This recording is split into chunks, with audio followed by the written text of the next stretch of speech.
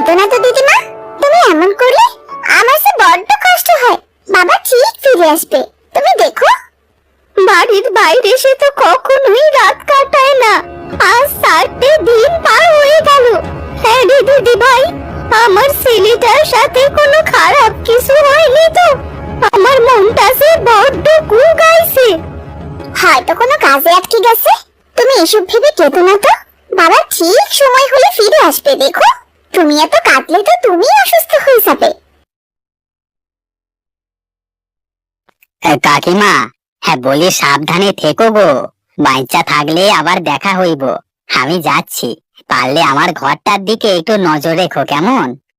কোথায় যাচ্ছ জগা? কবে ফিরবে? যাচ্ছি দূরের কোনো গায়ে ঠাঁই খুঁজতি। এ পোড়া গায়ে আর ফিরবো নি গো। গ্রামের সব লোকই গ্রাম ছেড়ে চলে যাচ্ছে, এ গ্রাম আর কলাতলি নেই গো।